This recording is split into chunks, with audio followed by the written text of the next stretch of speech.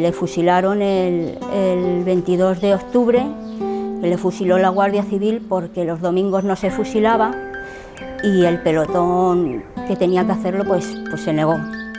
Y el día 23, es decir, un día después de su fusilamiento, llegó la documentación con la conmutación de la pena de muerte. El abuelo de Esther, alcalde de San Sebastián de los Reyes en la Segunda República, no está enterrado en ninguna de estas sepulturas. Sus restos y los de otros fusilados tras la victoria franquista yacen bajo este pavimento. No sé cómo expresar lo que siento porque es una mezcla de alegría, de saber que está aquí, pero al mismo tiempo de mucha pena de todo lo que sufrió él y todos los que están aquí. Lo he sabido yo, ni mi madre ni mi abuela, las dos han muerto sin tener conocimiento de la ubicación exacta de la fosa. Esta otra fosa común, antes extramuros del cementerio, acoge a quienes no quisieron confesar ante un sacerdote. Entre ambas albergan los restos de 108 personas. Algunas fueron enterradas de pie ante la falta de espacio. No lo sé por qué confesó, no lo sé. Lo que sí siempre hemos oído, que nos contaba mi padre, que el cura cuando se le llevaron para fusilarle, dijo al pelotón que vais a matar a un hombre bueno.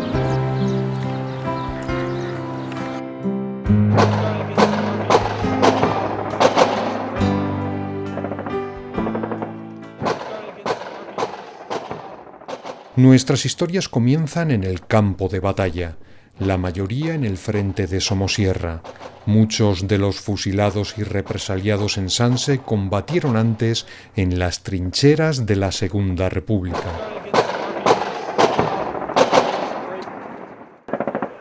Estando en el frente de Paredes de Buitrago, pues le dijeron que fuese alcalde por pertenecer a la UGT, y eso fue en abril del 37 y estuvo hasta abril del 38 de alcalde en San Sebastián de Madrid, como se llamaba en tiempos de la República.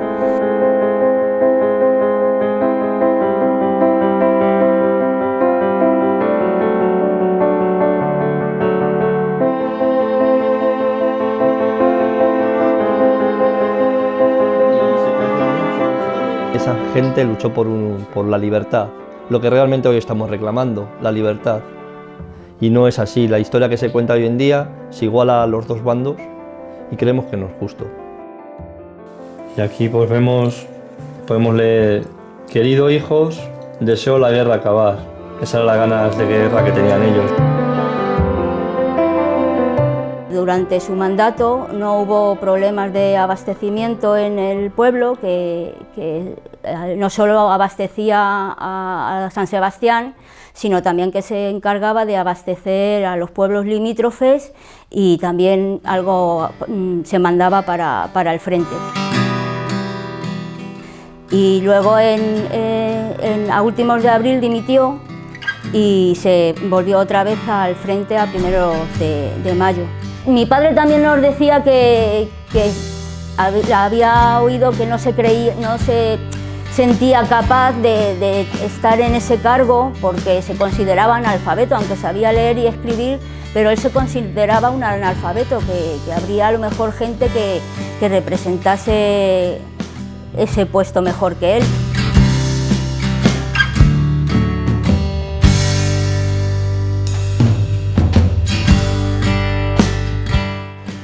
Desde el primer día se fueron al frente. Luego sí, se quedó aquí mucha gente, de los que cambiaron de chaqueta, hicieron muchísimo daño. Y esta gente que se quedaba en la retaguardia, en teoría luchando por la República, esos hacían mucho daño. Esos son los que mataron. Los que estaban en el frente no, luchaban cara a cara, como verdaderos hombres. No toda esta gentuza que se quedó con las sacas y todas estas historias que nos cuenta sobre todo la derecha, y que fueron ciertas. Luego se pusieron todos de azulito, todos lo hicieron para las fiestas y han vivido muy bien.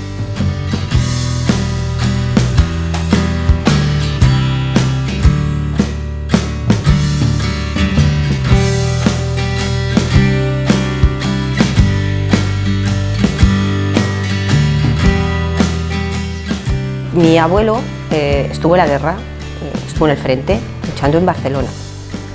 Al terminar la guerra, pues como se dijo que el que no hubiera matado, ni hubiera robado, ni hubiera hecho nada, bueno, pues que podría regresar, no habría nada contra él. Y bueno, pues él obviamente volvió porque tenía ganas de ver a su familia, a un hijo que le quedaba y a mi madre, su hija, que era pequeña, y a su mujer. Él llegó al pueblo. Y bueno, pues por el miedo que había y por lo que le dijeron, en un inicio se escondió. Pero claro, finalmente, bueno, pues le delataron y se tuvo que entregar, amenazado porque le dijeron que si no se presentaba al ayuntamiento, mataban a mi abuela.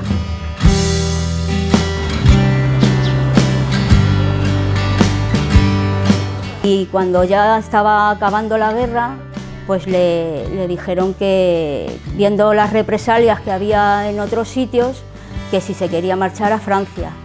Y él dijo que no quería marcharse porque no había hecho nada malo. Y como no había hecho nada malo, no tenía nada que temer. Pero el 30 de marzo del 39 fueron a su casa y le detuvieron.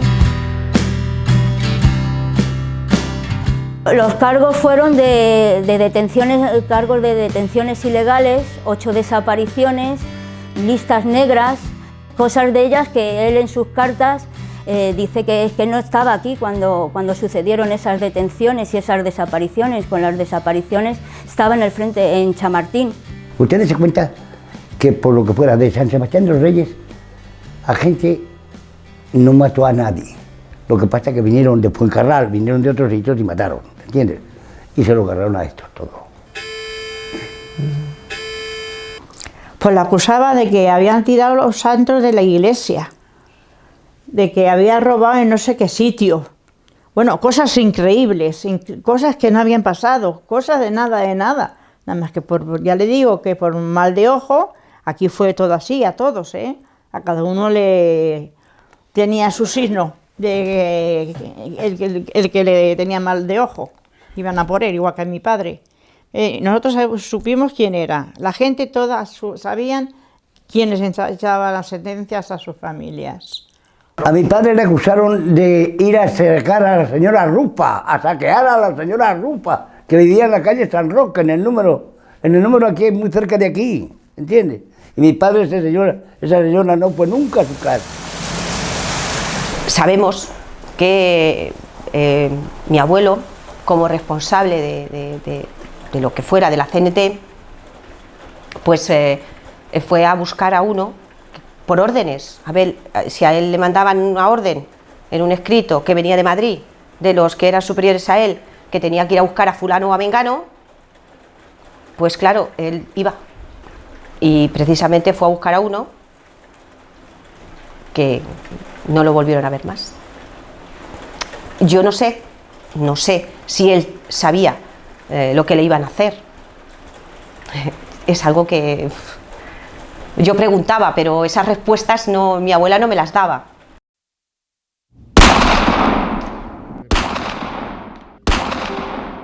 No sabemos si le mataron en domingo deprisa y corriendo porque sabían que le iban a indultar o falta de... no lo sé. No, eso no lo sabemos, pero lo que sí sabemos, y siempre nuestro padre nos lo dijo, que al día siguiente llegaron la documentación con la conmutación de la pena. Sabemos quién firmó y quién hizo para que le matasen, y luego sabemos de qué manera murieron. Uno se murió loco, otro se murió en un charco de sangre, otro se murió de... bueno, entonces lo pagaron no como lo tenían que pagar, pero lo pagaron bien pagado.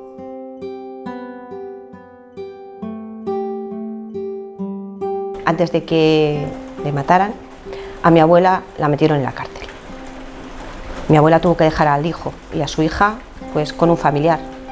Allá la metieron en la cárcel de Saturrarán, en Santander. Porque si a mi abuela no la meten en la cárcel, mi abuela tenía muchos contactos. Mi abuela era cocinera y trabajaba pues para los ricos. Y ellos sabían que si no se la llevaban, ella hubiera hecho lo imposible por salvar a su marido.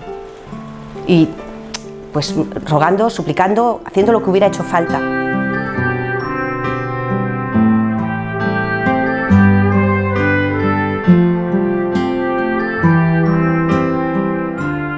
Este pueblo al final de la guerra civil era un pueblecito de, no llegaba escasamente a 1500 habitantes y como muchos de los pueblos que resistieron hasta el final de la guerra, luego tuvo una represión bastante cruel y masiva, ¿no? Las personas fusiladas, tenemos constancia de 25 en las tapias del cementerio de Colmenar Viejo y 7 en las del cementerio del Este de Madrid. Pero también tenemos constancia de 75-76 personas que sufrieron consejo de guerra posteriormente a la victoria del bando franquista. Familias enteras, fueron 12, 13 de una misma familia fusilados. La de Ester es una de esas familias. El abuelo alcalde no fue el único fusilado. Su madre, nuera de Manuel Mateo, vio desaparecer a varios allegados, entre ellos a 2 tíos. Al Cecilio le mataron en Colmenar y a Anastasio le llevaron a Burgos, que los sacaban desnudos cuando nevaba al patio y dormían y comían y hacían sus necesidades en el mismo sitio que estaban, en una lata. Milagros es sobrina de un fusilado. Su propio padre también estuvo condenado a muerte, pero la pena le fue conmutada. Le echaron la sentencia y de ahí se lo llevaron a Belchite. Y en Belchite estuvo 5 años preso, del 39 al 44. Lo pasó muy mal y enfermo con tuberculosis, sabía que va a morirse. Pero un tal caballero que se llamaba, era médico, era de izquierda y estaba con ellos. Y ese le sacó adelante, con calcio 20 que se llamaba. Le daba una cucharadita todos los días con un pajarito, poquito a poco, y así mi padre cuando le sacaron, bueno, cuando salió a la calle no veía, estaba ciego, porque los tenían en sótanos, ¿sabes? Y luego cuando los sacaban a los patios, nevando, con cajones, me contaba mi pobre padre, pobrecillo, que muchos de aquí del pueblo, se murieron varios, con una manta, los ponían por encima nevando, y nos decían, vamos, que salgan los corderos a sacudarse las lanas. Y no podía, mi padre no podía ni andar ni ninguno. Y se sentaban y muchos se quedaban muertos pidiendo pan. Eso me lo contaba a mí mi padre. Es que es otra de las cosas que debemos saber, que eran campos de concentración, al igual que tenían los nazis.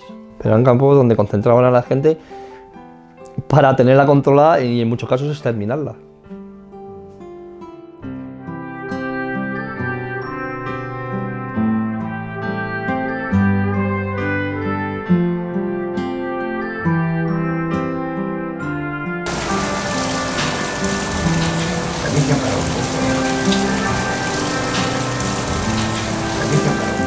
José y Pilar revisan recuerdos. Son padre e hija. Los 2 abuelos de Pilar, por tanto, sufrieron represalias. Uno fue fusilado y otro, el paterno, vio conmutada su condena a muerte, pero padeció un duro presidio. La señora del secretario don José Redondo, una hija de ese señor, la pilló un coche y la rompió una pierna. Y entonces mi mamá la socorrió y la escayolaron, se la trajeron a la casa, pues escayolada, ¿entiendes? Y entonces se curó. Y don José, pues eso lo tuvo en cuenta. Y por eso a mi padre no le hicieron nada. Y no a mi padre la habían fusilado. Y a mis hermanas las dejaron en cuadro. Las quitaron las camas, las quitaron los colchones, las quitaron todo lo que tenían en la casa, se lo llevaron. aquí al ayuntamiento, donde está el ayuntamiento, donde está la casa, la casa grande esa. Ahí se lo llevaron, para los altos mandos ahí, ¿entiendes? Y la dejaron en cuadro, la dejaron así, nada de nada. Y encima se la llevaron a la cárcel. Una sobrina mía nació en Carabanchel, la Ana nació en Carabanchel, ¿entiendes? Pues mi hermana fue embarazada y la llevaron a Carabanchel, a la cárcel, y ahí nació.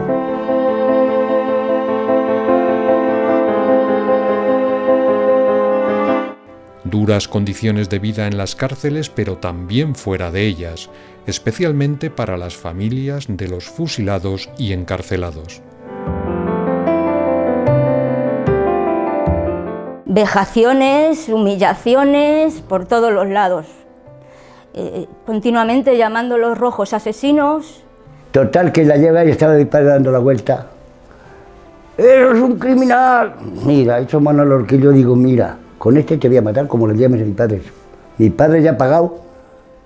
Si algo ha hecho, ya lo está pagando. Así que vete, que mejor. Y a mi padre un día se enfrentó también con la hija de un fascista del pueblo, le llamó rojo asesino y mi padre se encaró a ella y la dio con los cartapacios donde llevaba su cuadernito y su lápiz y le metieron en un pozo y estuvo allí metido en el pozo hasta que su abuelo se enteró y fue a buscarle. Mi padre tenía 9 años. Porque todos le decían, joder, ¿por qué mataron a tu padre? ¿Por qué tuvieron que matar a tu padre? Y mi padre no se callaba. Tu tío fulanito, tu tío menganito, tu padre fulanito, tu abuelo, no hicieron nada. Ni por él ni por nadie. Llegábamos al colegio, nos llevaban rojos, como no teníamos para nada, para escribir ni para nada, pues ala, nos quedábamos a recoger los papeles, a barrer la clase y siempre cohibidos, con miedo. Pues tienes de vecino al que ha acusado a tu marido de que ha sido un asesino, el que ha firmado para que le fusilaran. Pues tuvo que ser una convivencia malísima, malísima. No lo sé, pero mi padre siempre estuvo pues muy marcado, y mi madre muy marcado, con mucho miedo, porque en cualquier momento podían venir a buscarte y hacerte cualquier cosa. Mi padre siempre lo ha llevado eso pues bastante mal, que siempre lo ha llevado pues eso, muy mal. Ha sido pues prácticamente su vida entera ha sido eso. Como en casa, pues a ver, también pues todo el tiempo estabas oyendo lo mismo, viendo lo mismo, llorar a mi madre, llorar a mi abuelo, sentadito a la lumbre de fuego, de leña, entonces, y llorar, todo el día se pasaba llorando, y mi abuelo se murió pues de pena. Son recuerdos que el paso del tiempo ha sido incapaz de borrar. Otro de ellos es el hambre. Hombres, mujeres y niños sintieron durante años esa intensa y desgarradora sensación. Mis padres han pasado hambre para morir. Mis abuelos, mis tíos, gente de aquí del pueblo, después de la guerra, ojo, han pasado hambre que no se lo puede imaginar nadie. Lo que tenían que hacer para comer. En la guerra aquí no hubo hambre, porque el pueblo se surtía de todo lo que aquí se producía. Pero cuando vino el hambre fue después de la guerra, cuando vino el franquismo, se pasó hambre. En mi casa nos quedamos 5 nietos pequeños, 5 nietos pequeños y 3 hijos. 3. Y mi mamá sola con 50 años. Y mi mamá con un cáncer en el estómago, y tuvo que atendernos, nos moríamos de hambre en casa. Mi sobrino tenía unas piernecitas así. Eso fue el crimen más grande que ha sido en este pueblo. Vivieron porque finalmente la resistencia humana la desconocemos, ¿no? Entonces, lo que más recuerdo que él siempre ha contado es eso, ¿no? Las penurias, el hambre y el miedo. Pasamos todavía, ni se sabe. que yo me acuerdo todavía cómo estábamos de malamente las casas, no teníamos nada. Yo tenía un vestido que me lavaba mi madre por la noche para ponerme por otro día, no le puedo decir otra cosa. Comida...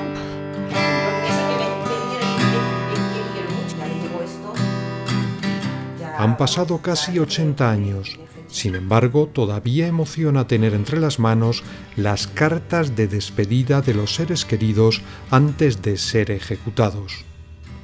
Nos trasladan a unos tiempos de terror.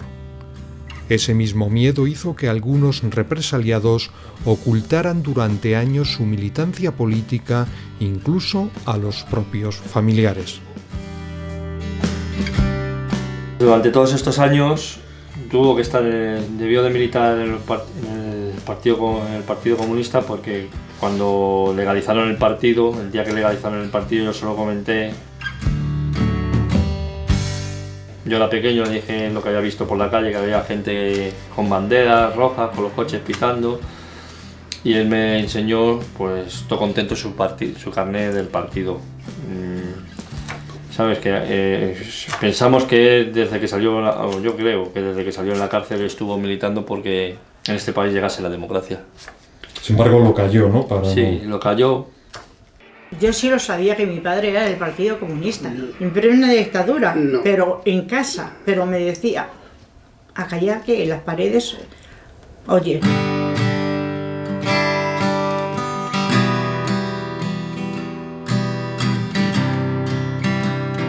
Él lo tenía en la mente metida, claro, todo lo que había pasado y había sufrido, y con compañeros viéndose unos a los otros muriéndose, en cualquier día se podía morir él. Quién sabe, esas cosas se le metían en la cabeza también, y allá por pensar, y el hombre últimamente hizo eso, se suicidó.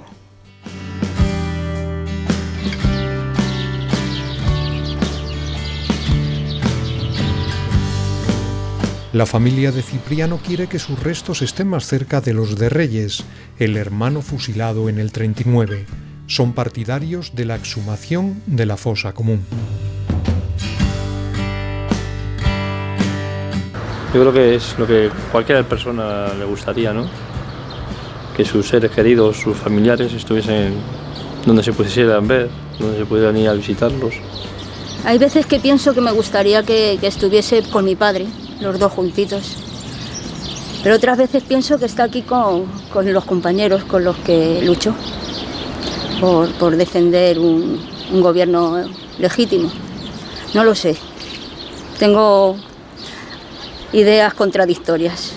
Todavía, si algún día mis hermanos dicen y se puede sumar, pues me gustaría que estuviese enterrado con sus restos con mi padre, que estuviesen, ya que no pudieron no pasó la vida a mi padre con él, pues que estén juntos, enterrados en el mismo sitio.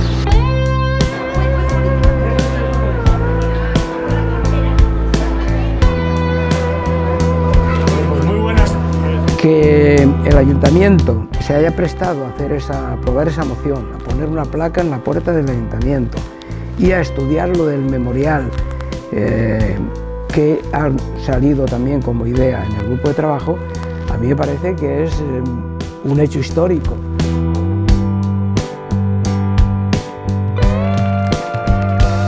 Que jamás vuelva a ocurrir lo que ocurrió en España durante ese periodo de tiempo. Entonces no queremos revancha, no queremos más que el reconocimiento del sufrimiento de mucha gente.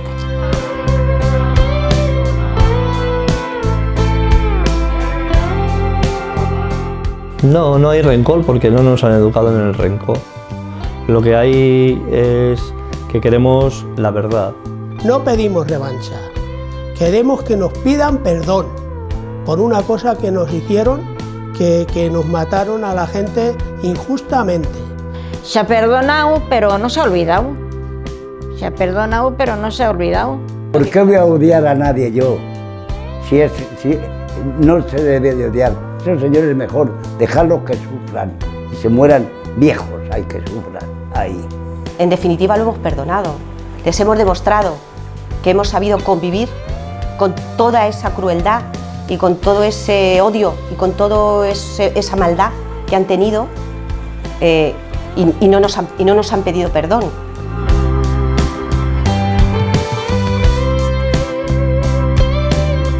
Nadie ha pedido perdón, nadie ha pedido perdón.